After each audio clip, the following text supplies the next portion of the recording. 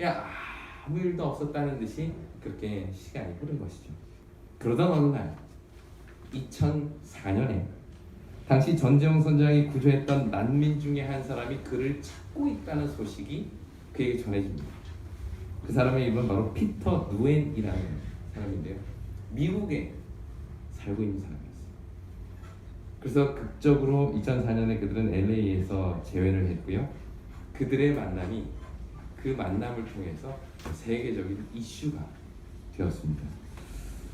그것 때문에 그의 공로를 인정받고 2009년에 올해의 인권상이 이 선장에게 주어지기도 했죠. 그때 당시 상황을 들어보니 그 배가 표류하고 있을 때 그 옆을 지나갔던 원양 어선들이 무려 25척이나 됐다고 합니다. 근데 아무도 그들의 도움의 손길을 그들에게 뻗치지 않았던 것이죠. 만약에 그날 이 선장이 그 선택을 하지 않았더라면 무려 100여 명이나 되는 베트남 사람들은 그 자리에서 목숨을 잃을 수밖에 없는 상황이었습니다. 물론 그것으로 인해서 전재용 선장은 자신의 직업을 잃어버렸고 정말 힘든 삶을 살 수밖에 없는 현실이었지만 그는 오히려 그러한 힘듦이 100여 명의 생명을 구할 수 있다면 언제든지 자기가 감수할 마음이 있다는 이야기를 하게 되죠. 그렇다면 과연 이 전재용 선장은 무슨 생각에서 이런 일들을 한 걸까요?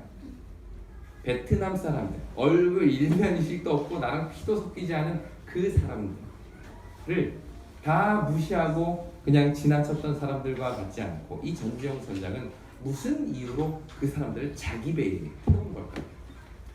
누군가를 내 배에 태운다 혹은 우리가 한 배에 타고 있다라는 표현을 주로 우리가 하나의 운명을 가지고 있는 사람이다라는 의미에서 이런 표현을 자주 쓰지 않습니다. 아마 이 전재용 선장을 그들을 내 배에 태웠다는 말은 너희들의 운명은 우리들의 운명과 같다라는 생각을 가지고 있었던 거예요. 그들을 내 배에 태우고 그들에게 음식을 같이 나누고 얼마 남지 않은 식수까지 나눠가면서 그 일을 하게 된 것이죠. 우리는 다 가족이 있습니다. 흔히 우리는 가족을 운명 공동체라고 부르면서 서로의 운명을 공유하죠. 돈을 공유하고요, 시간을 공유하고, 서로에 대한 사랑을 공유하고, 헌신을 공유하고. 가족들 간의 이러한 공유는 너무나도 당연하게 우리에게 느껴져요. 그렇다면 교회는 어떻습니까? 여러분들에게 있어서 이 한양교회는 어떤 곳인가요? 여러분들의 있는 것을 공유할 수 있는 운명 공동체입니까? 아니면 여러분 각자 각자의 배를 타고 다니다가 그냥 잠시 지나쳐가는 그런 곳인가요? 오늘은 하나님 안에서 운명 공동체가 된다는 것이 어떤 것인지 우리 느헤미야서를 통해서 함께 살펴보기로 원합니다. 느헤미야 1장을 다 같이 펴서 보도록 하겠습니다. 느헤미야 1장 1절부터 4절 말씀을 교독하겠습니다. 느헤미야 1장 1절부터 4절입니다. 느헤미야 1장 1절부터 4절 제가 홀수절을 읽겠습니다. 하갈의 아들 느헤미야의 말이라. 아닥사스다 왕 제20년 기스르 월에 내가 수산궁에 있는데 내 형제들 가운데 하나인 하나니가 두어 사람과 함께 인가해서 내게 이르렀기로 내가 그 사로잡힘을 면하고 남아있는 유다와 예루살렘 사람들의 형편을 면도주었으니 그들이 내게 이르되 사로잡힘을 면하고 남아있는 자들이 그 지방 거기에서 큰 환난을 당하고 능욕을 받으며 예루살렘 성은 허물어지고 성문들은 불탔다 하는지라.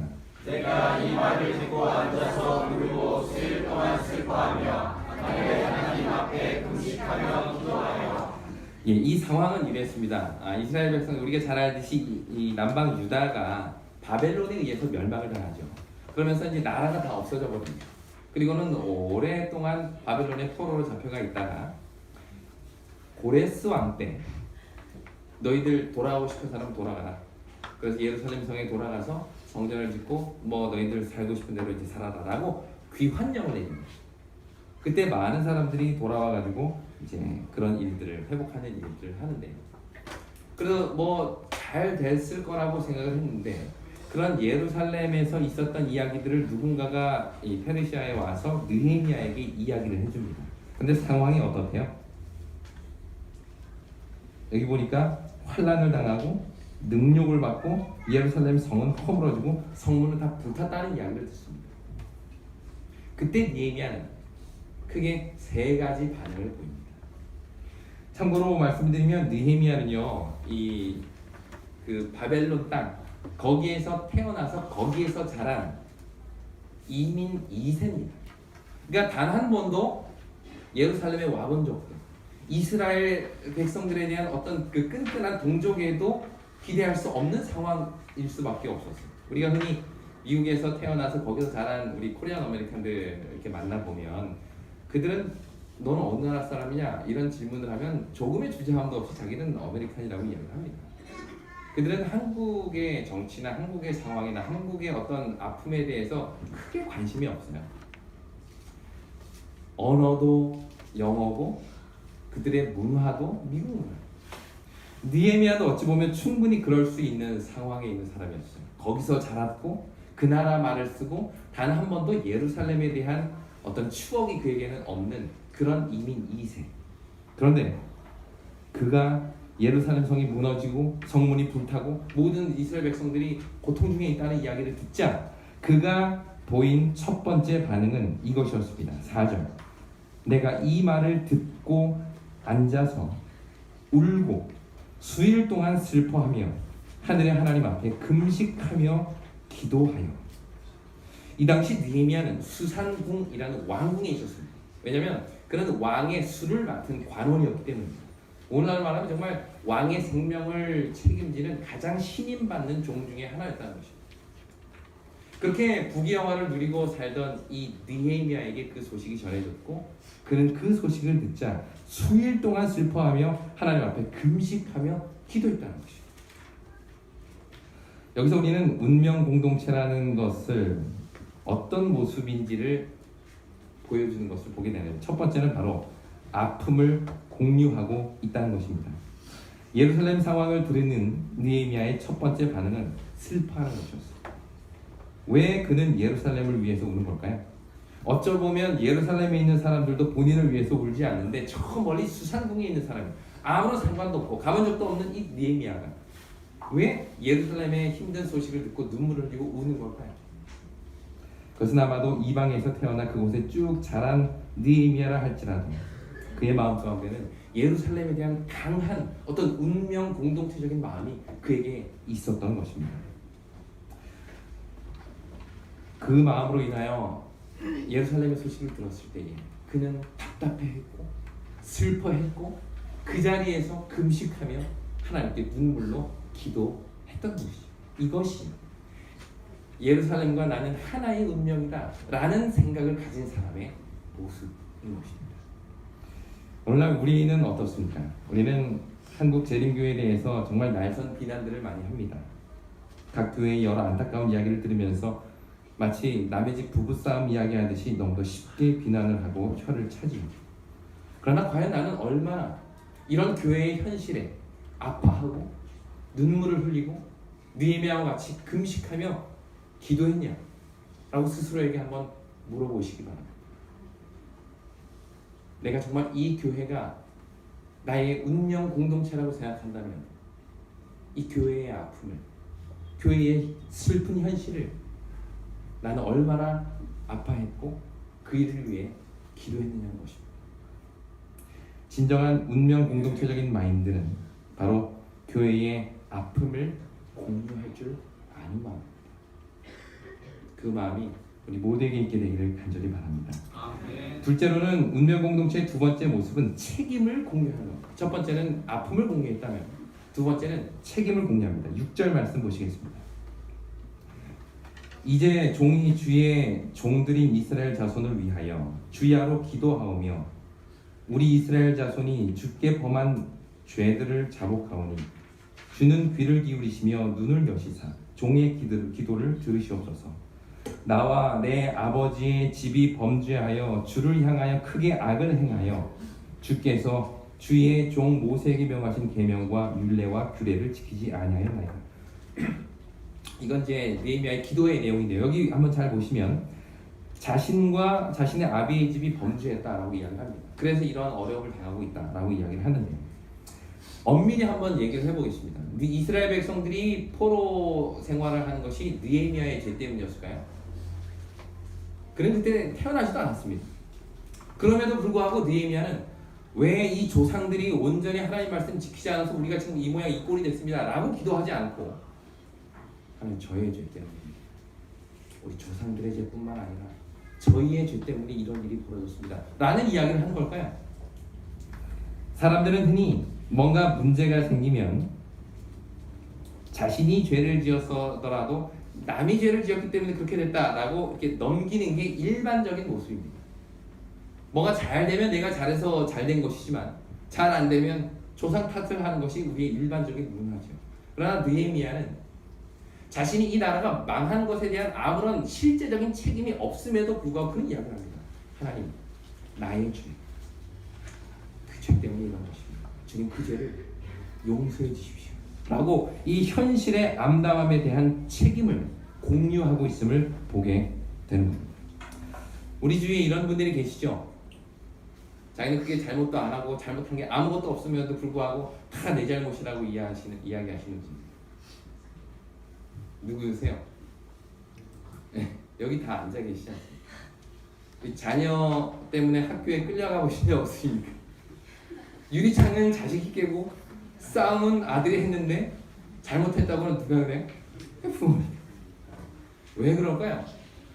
내가 만약에 길거리 가다가 자동차가 서로 접촉사고가 났을 때는 죄송합니다. 제가 잘못했습니다. 이런 말 안 하지 않습니까? 너가 잘못하지 않았냐 이렇게 이야기를 하는데 왜 유독 우리 자녀들의 문제에 있어서는 부모가 잘못한 게 없음에도 불구하고 내 잘못이라며 용서해달라고 머리를 조아릴까요? 이게 운명 공동체이기 때문입니다. 느헤미야의 마음이 그런 마음이지 않았을까? 우리 한양교회도 정말 그랬으면 좋겠습니다. 어떤 일에 대한 잘못, 부족함, 실수 그것으로 인해서 서로를 비난하고 책임을 전가하는 공동체가 아니라 오히려 서로에 대한 책임을 공유할 수 있는 공동체가 우리 한양교회였으면 정말 좋겠습니다.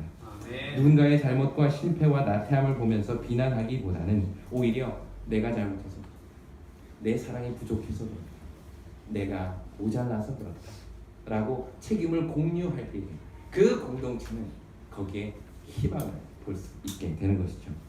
마지막으로 운명 공동체가 공유하는 세 번째 공유는 헌신의 공유입니다.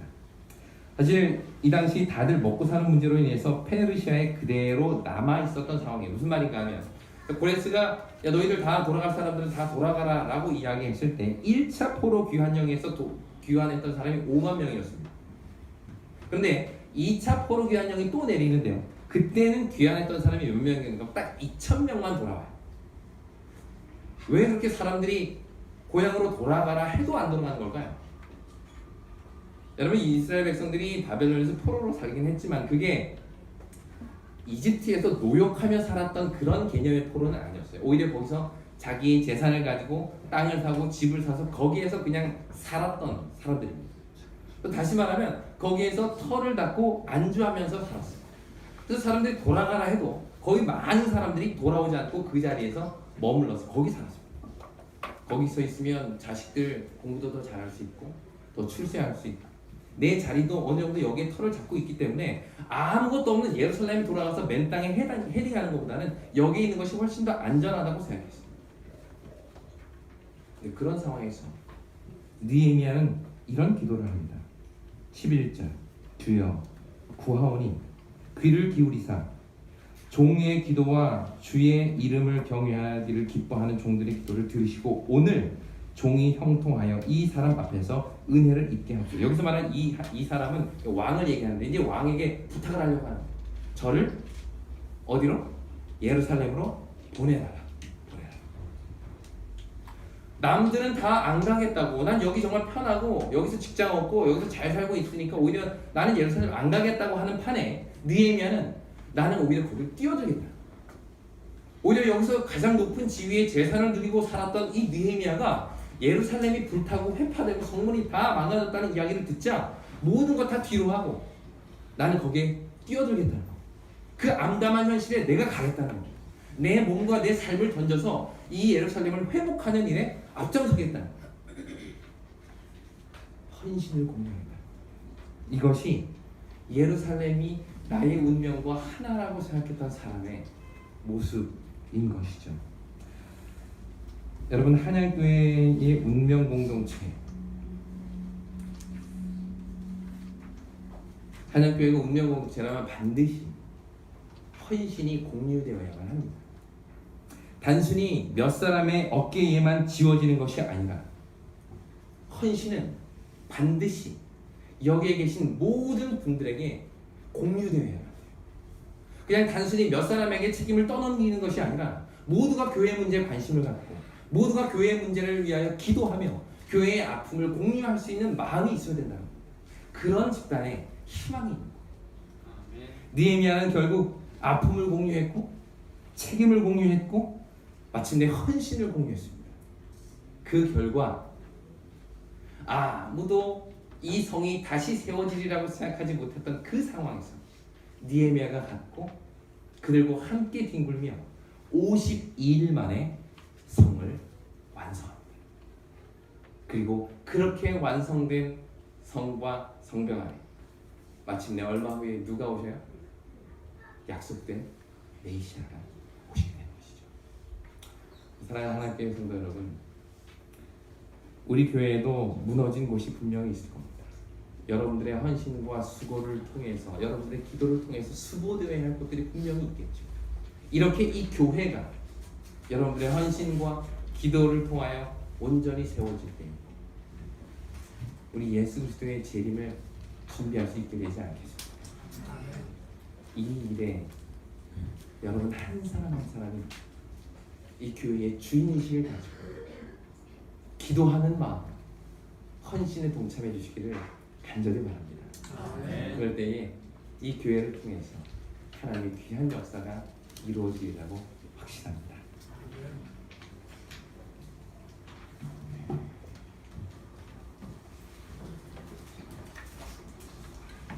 지금 시간은 수업을 하는 시간입니다. 2017년